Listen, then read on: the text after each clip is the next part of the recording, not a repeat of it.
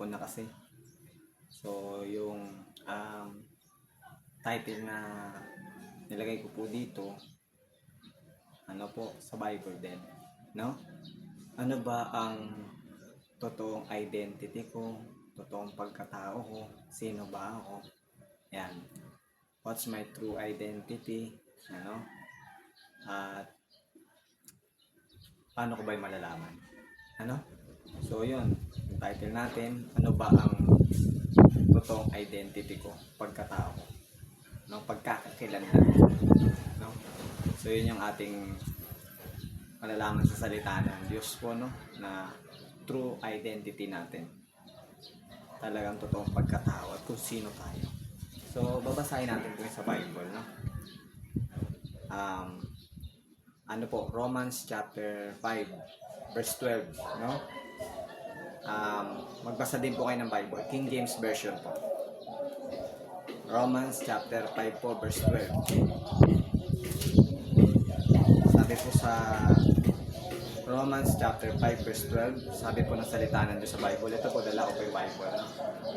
So, sabi po dito sa Romans chapter 5 verse 12, wherefore, as by one man sin entered into the world, and death by sin, and so death passed upon all men, for that all have sinned.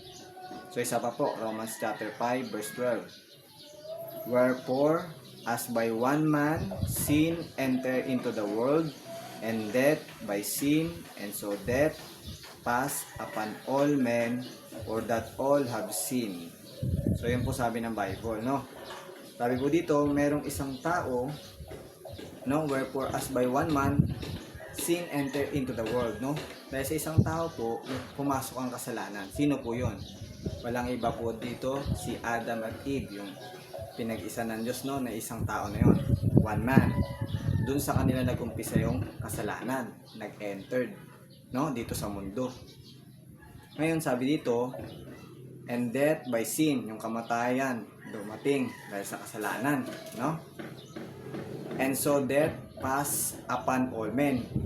Yung kamatayan ay nasalin sa lahat ng tao. Kaya ang tao mamamatay, no? Sabi din dito, for that all have sinned. Kaya ang lahat ay nagkasala. Sabi ng salita ng Diyos. Kung makikita nyo po dyan, ang identity natin talagang totoo, yung totoong identity pagkatao natin, no? Sabi dito ay tayo ay born wicked, sinner, born to sin, no? At makasalanan. Sabi dito, no? Yun yung identity natin. Born evil, wicked tayo, sinner, makasalanan. Yun ang identity natin dahil po kay Adam. Napasa yung kasalanan sa atin dahil sa kanya. Yun yung totoong true identity natin, mga tao. No? So, tayo mismo yung kasalanan. Hindi yung ginagawa natin action, Yun na po yung, bunga. Result. Kumbaga, yung pinanggagalingan ng puno, naglalabas lang ng bunga niya. So, tayo ay born, wicked, sinner, no? Simple, at masama talaga. Kaya ang ilalabas natin, action, bunga, dahil sa identity natin, edi siyempre, masama. So, imperfect. So, ang nilalabas natin, imperfect. Kasi nga, imperfect tayo, imperfect din lalabas natin. Hindi pwedeng maglabas tayo ng perfect kasi nga, tayo imperfect. So, hindi tayo pwede magbunga ng perfect kasi nga tayo imperfect. Born wicked. No? Para maintindihan pa natin po. Yung Psalms chapter 51, yung kay David, sinabi niya dito po, no? Psalms chapter 51.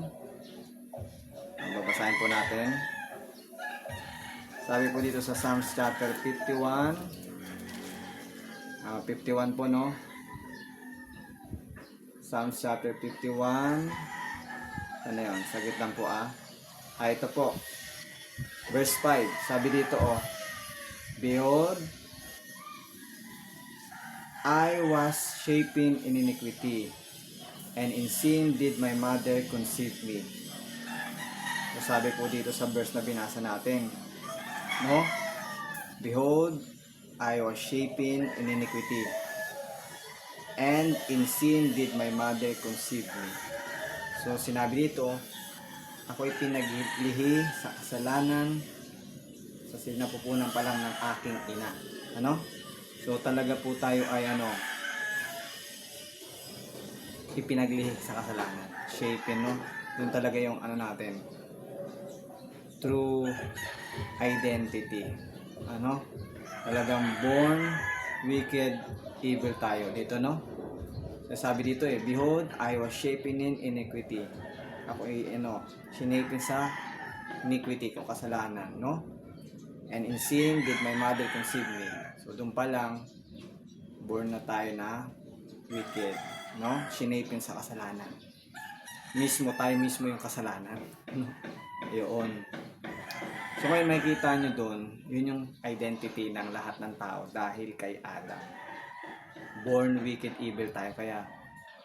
Kaya mapapansin nyo sa lahat ng tao, may makikita kayo na evil, no? Wickedness na ginagawa ng tao. Kasi yun yung identity natin. Born evil, sinner, wicked tayo. Masama. Sobra.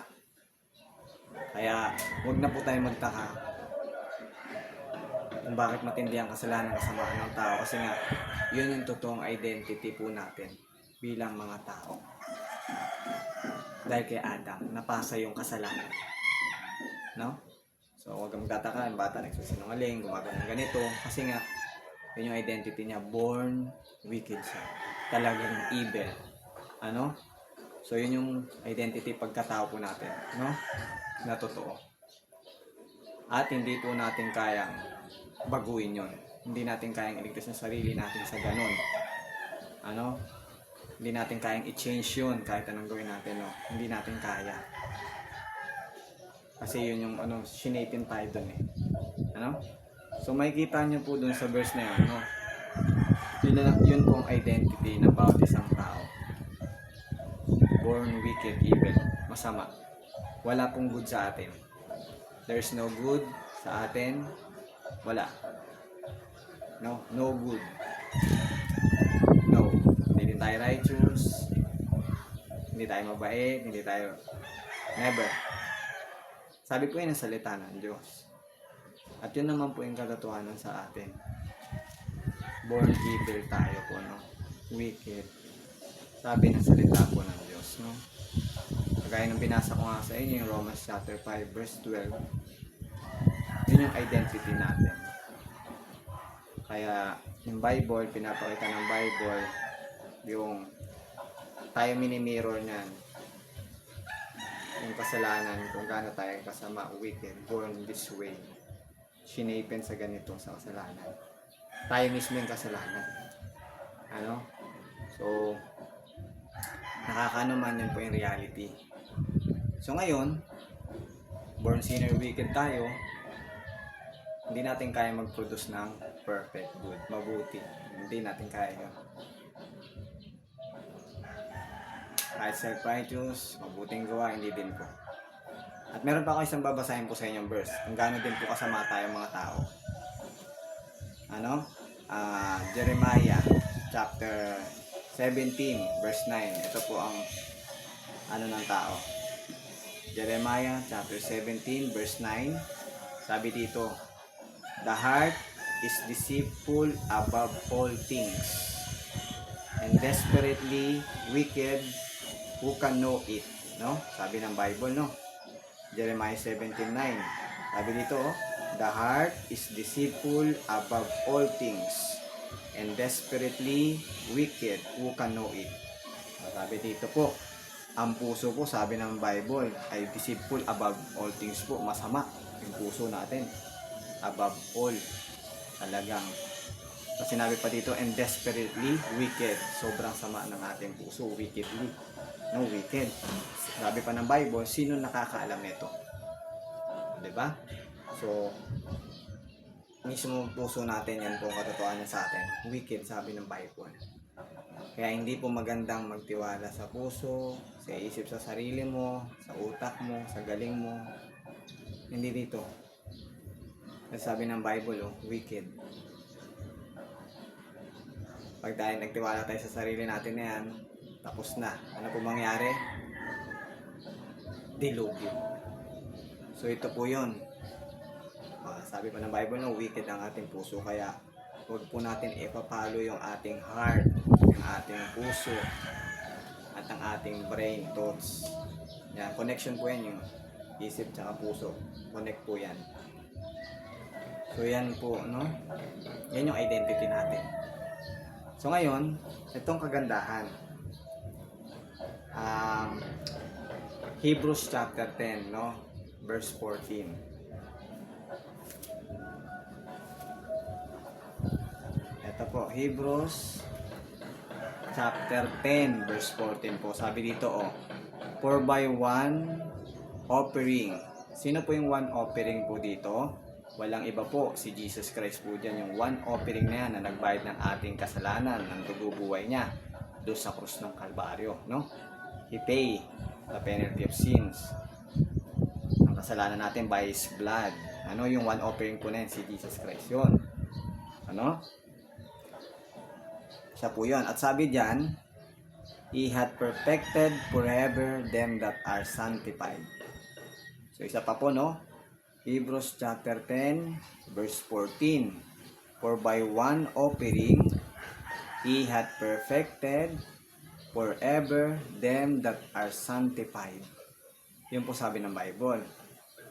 So kung i-accept po natin dito yung one offering na to na si Jesus Christ po ng ating buong puso bilang Lord and Savior natin ng buong puso, o i-accept po natin itong sinabi ni God dito sa Bible verse po nito, sabi po kasi ng verse, nag-in-accept niya po to, sabi ni God, for by one offering He hath perfected forever them that are sanctified. Kung accept niyo po yun ng buong puso na perfect na kayo, forever, sanctified, malinis na, wala nang kasalanan, righteous, holy na, saved na by the blood of Jesus. Ayan po yung matatanggap nyo. Kumbaga po, i-accept nyo po itong sinabi ni Jesus dito sa verse na to na ina-accept nyo po yung one offering na to na si Jesus, na tayo, na kayo po ay perfect na, i-accept nyo na ako ay perfect na forever at wala na akong kasalanan, saved na ako, wala na akong kasalanan because of the blood of Jesus. Yun po yung new identity naman natin.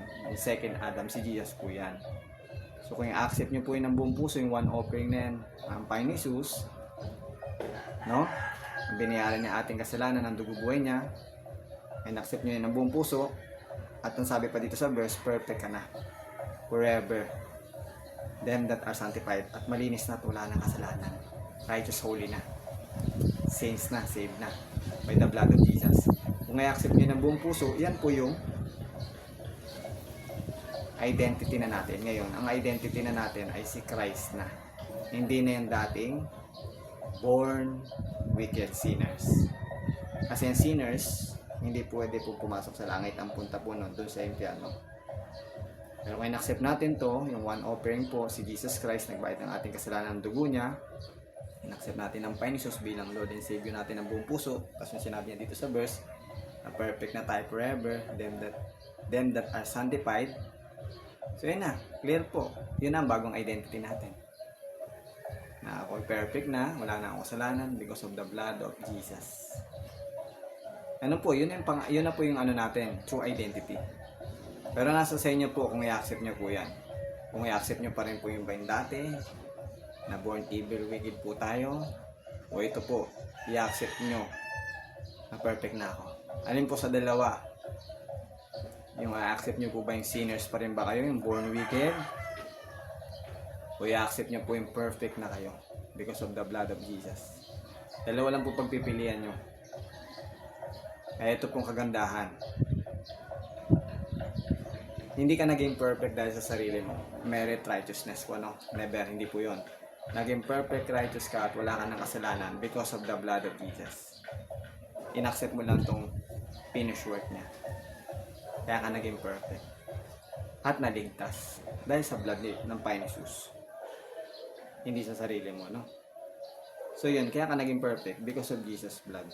Hindi sa ating sariling gawa o merit o righteousness.